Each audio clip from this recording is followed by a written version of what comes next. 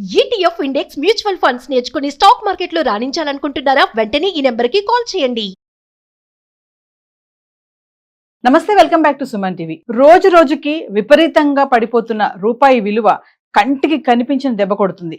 మరి రూపాయి విలువ బలహీన పడుతున్న కొద్దీ దిగుమతి అయ్యే సరుకుల ధరలు భారీగా పెరుగుతుండగా ఎగుమతి అయ్యే సరుకులు చౌకగా మారుతున్నాయి. అసలు ఏం జరుగుతుంది? మరి దీనిపైన మరింత సమాచారం అందించడానికి మనకు అందుబాటులో ఉన్నారు ఎక్స్ మేజర్ ఓబ్రాయ్ గారు. Over to sir. అందరికీ జై హింద్. చాలామంది నేను కమెంట్స్ చూస్తున్నాను.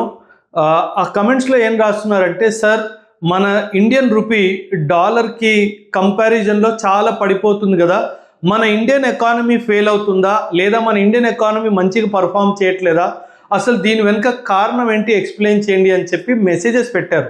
సో వాళ్ళ కోసం, మనందరి కోసము నేను ఈరోజు ఈ వీడియోలో అసలు నిజంగానే మన ఎకానమీ ఫెయిల్ అవుతుందా, లేదా దీనికి ఇంకేమైనా కారణం ఉందా, అసలు ఏంటి ఇదంతా, దీని వెనుక కాన్సెప్ట్ ఏంటి, అసలు ఇదంతా క్యాల్కులేషన్ ఎలా జరుగుతుందో దీని వెనుక సైన్స్ అంతా ఎక్స్ప్లెయిన్ చేస్తాను. కొంచెం జాగ్రత్తగా వినండి. ఫస్ట్ ఆఫ్ ఆల్ ఏంటి అంటే, ఒక కరెన్సీ, మనము ఫారిన్ ఎక్స్చేంజ్ అనే పదం మీరు వినే ఉంటారు. ఒక పదము ఫారిన్ ఎక్స్చేంజ్ అనే ఒక పదము మీరందరూ వినే ఉంటారు. ఈ ఫారిన్ ఎక్స్చేంజ్ అంటే ఏంటి అంటే, ఫర్ ఎగ్జాంపుల్ $1 ఈరోజు 90 రూపాయలు ఉంది అనుకున్నాం. సో మనకి ఇండియా వాళ్ళు ఎప్పుడైనా బయటికి వెళ్ళాలి అంటే డాలర్స్ తీసుకొని వెళ్తారు సాధారణంగా. సో $1 కొనాలి అంటే ఈరోజు మనం ఇవ్వాల్సింది 90 రూపాయలు. దీన్ని ఫారిన్ ఎక్స్చేంజ్ అంటారు. అంటే ఏదైనా 2 కరెన్సీస్ వాటి మధ్యలో ట్రేడ్ జరిగితే ఒక కరెన్సీ ఇవ్వడానికి ఎంత మన కరెన్సీ ఇవ్వాలో దాన్ని ఫారిన్ ఎక్స్చేంజ్ అంటారు. ఇప్పుడు $1 90 రూపాయలు ఉంది అనుకుందాం. తర్వాత రేపు $1 = 85 రూపీస్ అయింది అనుకుందాం. ఈ సిచ్యువేషన్ని ఏమంటామంటే, దీన్ని ఇండియన్ రూపీ అప్రిసియేషన్ అన్నట్టుగా అంటాం. అంటే ఇండియన్ రూపీ అప్రిసియేటెడ్ వీజవిస్ డాలర్ అని అంటాం. అంటే డాలర్కి విరుద్ధంగా, డాలర్కి ఎదురుగా ఇండియన్ రూపీ 5 రూపీస్ పెరిగింది పర్ఫార్మెన్స్ అని. ఒక్కొక్కసారి $1 ఎల్లుండి, ఇది ఈరోజు టుడే అనుకుందాము, ఇది టుమారో అనుకుందాము, ఇది డే ఆఫ్టర్ టుమారో అనుకుందాం. ఈ డే ఆఫ్టర్ టుమారో ఇంకేదైనా సంఘటన జరిగి ఇండియన్ $1 అమెరికన్ $1 = 95 ఇండియన్ రూపీస్ అయ్యింది అనుకుందాం. ఇప్పుడు దీన్ని ఏమంటారు? కరెన్సీ డెప్రిషియేటెడ్ వీజవిస్ డాలర్ అని అంటాం. ఇక్కడ అప్రిషియేటెడ్, ఇక్కడ డెప్రిషియేటెడ్ అంటాం. అంటే ఇండియన్ రూపీ విలువ డాలర్తో పోల్చుకుంటే తగ్గిపోయింది అని అంటాం. మీరు అనొచ్చు, అదేంటి సార్ అమౌంట్ పెరిగిపోతే తగ్గిపోయింది అంటున్నారంటే, అమౌంట్ పెరిగింది కానీ ఇప్పుడు $1 కొనుక్కోవడానికి 95 రూపాయలు ఇవ్వాలి. అదే నిన్నైతే డాలర్ కొనుక్కోవడానికి 85 ఇవ్వాలి. అదే ఈరోజు అయితే $1 కొనుక్కోవడానికి 90 రూపాయలు ఇవ్వాలి. కానీ ఇప్పుడు ఇది డిసైడ్ చేసేది ఎవరు అని మీరు అడగచ్చు. దీన్ని డిసైడ్ చేసేది మార్కెట్ అన్నమాట. దీన్ని డిసైడ్ చేసేదే మార్కెట్.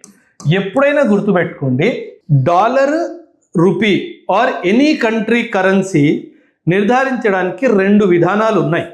ఒకటి ఫిక్స్డ్ ఎక్స్చేంజ్ రేట్ అంటాం. ఏమంటాము? దీని పేరు ఫిక్స్డ్ ఎక్స్చేంజ్ రేట్. రెండవది ఫ్లోటింగ్ ఎక్స్చేంజ్ రేట్ అంటాం. Floating exchange rate. ఒకటి ఫిక్స్డ్ ఎక్స్చేంజ్ రేట్, ఇంకోటి ఫ్లోటింగ్ ఎక్స్చేంజ్ రేట్. ఈ ఫిక్స్డ్ ఎక్స్చేంజ్ రేట్ అంటే మన గవర్నమెంట్, ఇండియా ఎగ్జాంపుల్ తీసుకున్నాం. మన గవర్నమెంట్ ఈ ఫిక్స్డ్ ఎక్స్చేంజ్ రేట్, మన ఇండియా ఎగ్జాంపుల్ తీసుకున్నాము, మన గవర్నమెంటే చెప్పేసింది $1 = 80 rupees. We're fixing at this. మార్కెట్తో దీనికి సంబంధం లేదు. అండ్ $1 = 80 రూపాయలు. మీరేమన్నా ఇండియాకి అమ్మాలనుకున్నా, ఇండియాతో ఏమన్నా కొనాలనుకున్నా ఇదే రేటు ఫిక్స్ అని చెప్పాడు. దీన్ని ఫిక్స్డ్ ఎక్స్చేంజ్ రేట్ అంటారు. కాకపోతే ఇక్కడ గవర్నమెంట్ ఇంటర్వెన్షన్ ఉంది, అంటే గవర్నమెంట్ కంట్రోల్ చేస్తుంది అని అర్థం. 1990s వరకు ఇండియాలో ఫిక్స్డ్ ఎక్స్చేంజ్ రేటే జరిగేది. అంటే కొంచెం ముందు నుంచి, కానీ ఆ టైం వరకు ఇండియాలో ఫిక్స్డ్ ఎక్స్చేంజ్ రేటే జరిగేది. కానీ ఇంకొకటి ఫ్లోటింగ్ ఎక్స్చేంజ్ రేట్ అన్నమాట. ఇక్కడ మార్కెట్ ఇంపాక్ట్ చేస్తుంది ఈ ఎక్స్చేంజ్ రేట్ని. ఎలా చెప్తాను వినండి.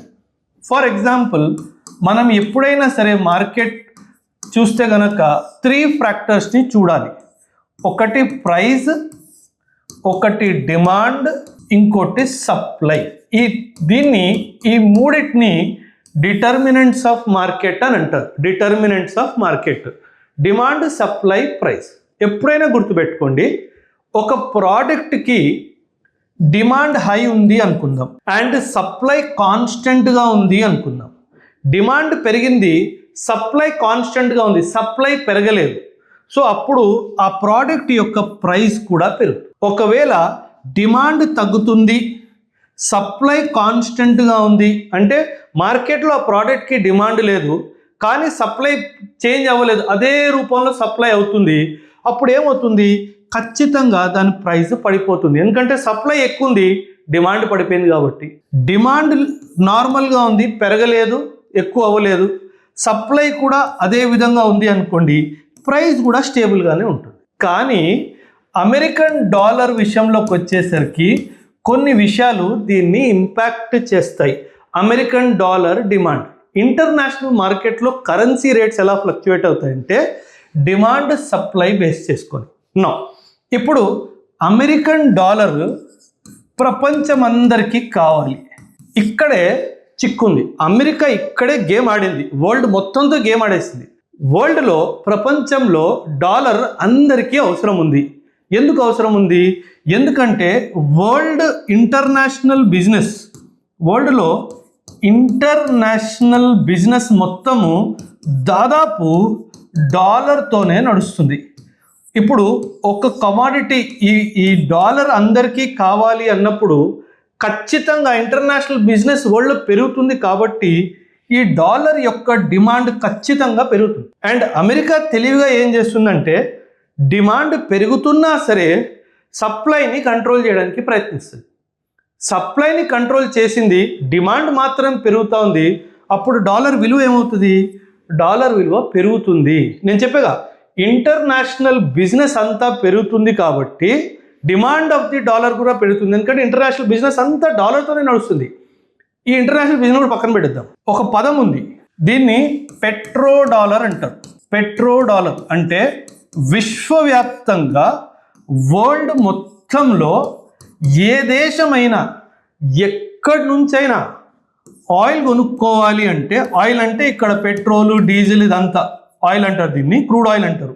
పెట్రోలు, డీజిల్ ఏ దేశమైనా వరల్డ్లో ఎవరి నుంచైనా ఆయిల్ కానీ పెట్రోల్, డీజిల్ కొనుక్కోవాలంటే అది ఖచ్చితంగా డాలర్లోనే డీలింగ్ జరగాలి. దాన్నే పెట్రో డాలర్ అంటారు. మనందరికీ తెలుసు ఆయిల్ ప్రతి ఒక్క ఎకానమీకి ఇంపార్టెంట్ అండ్ ప్రతి ఒక్క ఎకానమీ వరల్డ్లో గ్రో అవుతానే ఉంది. అంటే ఏంటి, వాళ్ళ ఆయిల్ ఇన్పుట్స్, వాళ్ళ ఆయిల్ ఇంపోర్ట్స్ పెరుగుతానే ఉన్నాయి. అంటే వాళ్ళ డాలర్ రిక్వైర్మెంట్ పెరుగుతానే ఉంది. అంటే వాళ్ళ డాలర్ డిమాండ్ పెరుగుతానే ఉంది. అంటే ఏంటి అర్థము, ఇక్కడ డాలర్ డిమాండ్ పెరుగుతానే ఉంది కానీ అమెరికా వాడు సప్లైని కంట్రోల్ చేస్తున్నాడు కాబట్టి వాళ్ళ డాలర్ ప్రైస్ పెరిగిపోతుంది. అందుకే ఎప్పుడైతే ఇది జరుగుతుందో నా రూపీ బాగా పర్ఫామ్ చేయట్లేదు కాదు, వీడు కంట్రోల్ చేస్తుండడం వలన వీడి డిమాండ్ పెరిగిపోతుంది అండ్ వీడి డిమాండ్తో పాటు వీడి ప్రైస్ కూడా పెరిగిపోతుంది. అందుకే it is not that Indian rupee is not performing, it is that the demand for the dollar is increasing. అందుకే the price of rupee is falling. నా ఎకానమీ వీకేం కాదు, one of the strongest economies in the world today, proudly చెప్తాను. And one of the most stabled economies in the world. America వాడు 50% tariff విధించిన తర్వాత ఏ economy కూడా తన కాళ్ళ మీద నిల్చోలేదు. కానీ మనం ఫరక్ పడదు అని చెప్పేసి ధైర్యంగా వాడిని అడుక్కోకుండా ధైర్యంగా దాన్ని కూడా ఫేస్ చేసాము. ప్రపంచంలో మొట్టమొదటి ఎకానమీ మన ఇండియాది. ఎందుకంటే మనం మార్కెట్లో అంత స్ట్రెంగ్త్ ఉంది కాబట్టి. ఇప్పుడు మనం ఏమంటున్నాము, అమెరికన్ డాలర్కి డిమాండ్ ఎక్కువ ఉంది కాబట్టి వాడు సప్లైని కంట్రోల్ చేస్తున్నాడు కదా, అందుకే వాడు ప్రైస్ పెరిగిపోతుంది అన్నాం. ఇప్పుడు ఆర్బీఐ ఏం చేస్తుందంటే చాలా తెలివిగా, ఎందుకంటే వీడు సప్లైని కంట్రోల్ చేస్తున్నాడు. మన ఆర్బీఐ దగ్గర ఫారిన్ ఎక్స్చేంజ్ రిజర్వ్స్ ఉంటాయి, మనందరికీ తెలుసు. దాదాపు $700 బిలియన్ ఫారిన్ ఎక్స్చేంజ్ రిజర్వ్స్ ఉంది. అప్పుడు ఆర్బీఐ ఏం చేస్తుంది, ఆ రిజర్వ్స్ నుంచి కొన్ని డాలర్లు తీసి ఇంటర్నేషనల్ మార్కెట్లో డంప్ చేస్తుంది. ఈ ప్రాసెస్ని మార్కెట్ ఇంటర్వెన్షన్ అంటారు. ఈ ప్రాసెస్ని ఏమంటారు, మార్కెట్ ఇంటర్వెన్షన్. సో ఇప్పుడు ఏమవుతుంది, సప్లై పెరుగుతుంది. ఎవరు సప్లై, డాలర్ సప్లై పెరుగుతుంది. ఎందుకంటే ఆర్బీఐ ఏం చేసింది, తన దగ్గర ఉన్న డాలర్స్ని తీసుకెళ్ళి ఇంటర్నేషనల్ మార్కెట్లో డంప్ చేస్తుంది.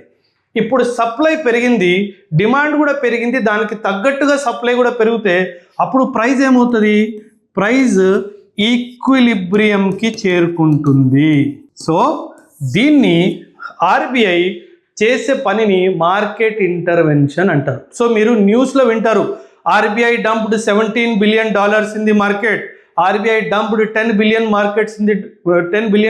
In the market. అదంతా దేనికి, మార్కెట్ ఇంటర్వెన్షన్ చేస్తారు. దేనికి, ప్రైస్ని ఈక్విలిబ్రియం చేయడానికి. సో ఖచ్చితంగా డాలర్ విలువ పెరిగింది అంటే, నా ప్రైస్కి విరుద్ధంగా డాలర్ విలువ పెరిగింది అంటే నా కరెన్సీ బాగా చేయట్లేదని కాదు, వీళ్ళు కావాలని చెప్పి దీన్ని ఆర్టిఫిషియల్ ఇన్ఫ్లేషన్ అంటారు.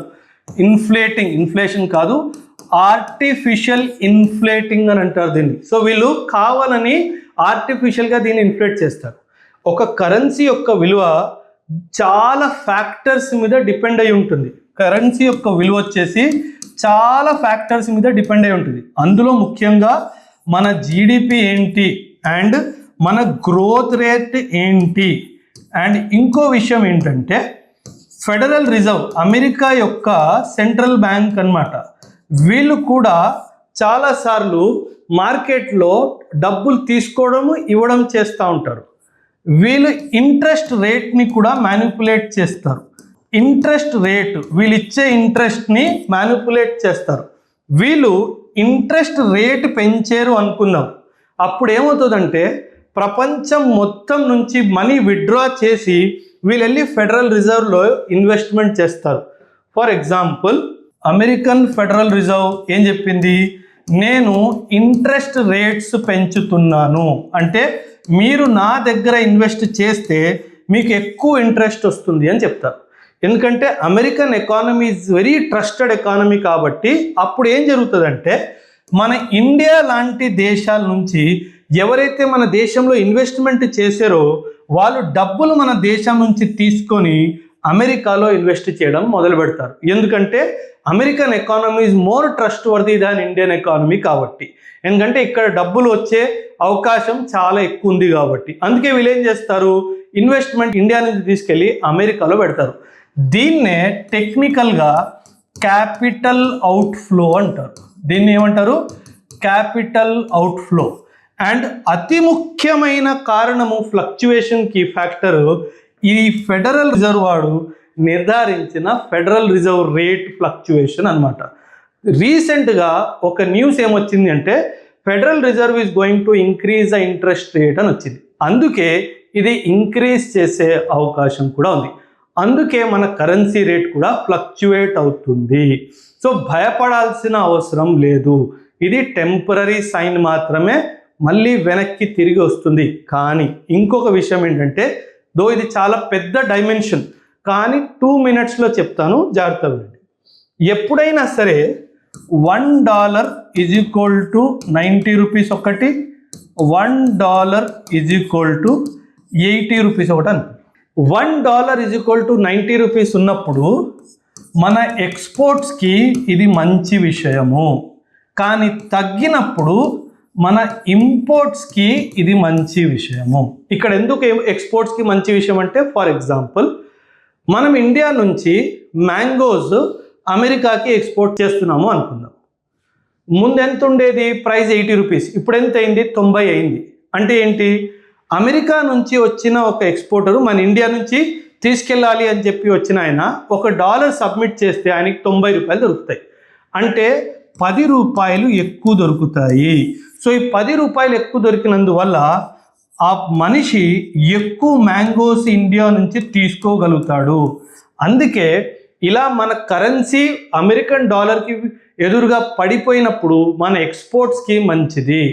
అండ్ అదేవిధంగా ఇది తగ్గిపోయినప్పుడు మన ఇంపోర్ట్స్కి మంచిది. ఎందుకంటే మనం ఆయిల్ బయట నుంచి కొన్నప్పుడు 80 రూపాయలు ఇస్తే మనకు $1 ఇస్తారు. అది పడిపోయింది అనుకోండి, అప్పుడు మనం 90 రూపాయలు ఇవ్వాల్సి వస్తుంది. అందుకే కరెన్సీ విలువ తగ్గినప్పుడు, అంటే ఇన్ కంపారిజన్ టు డాలర్ తగ్గినప్పుడు ఇంపోర్ట్స్కి మంచిది, అండ్ అది పెరిగినప్పుడు మన ఎక్స్పోర్ట్స్కి మంచిది. మన దేశము మేజర్లీ ఇంపోర్ట్ డిపెండెంట్ ఎకానమీ కాబట్టి ఇది పెరిగినప్పుడల్లా అపోజిషన్ ఏమంటది, మన ఎకానమీ బాగా చేయట్లేదు అంటది. కానీ అది మన ఎకానమీ బాగా చేయకపోవడం కాదు, ఇదంతా మార్కెట్ ఫ్లక్చుయేషన్స్లో ఉన్న కరెక్షన్స్ అన్నమాట. ఇదండి న్యూస్. ఇండియన్ రూపీ ఎందుకు డాలర్కి ఎదురుగా పడిపోతుంది అన్నదానికి కారణం. Thank you. ఈ వీడియో మీకు ఎలా అనిపించింది? మీకు ఎడ్యుకేటివ్గా అనిపించిందా? ఇంకేదైనా విషయంలో మీరు ఏమన్నా వీడియో చేయాలి అనుకుంటే ఖచ్చితంగా కమెంట్స్లో తెలియచేయండి. థ్యాంక్ యూ అండ్ జై.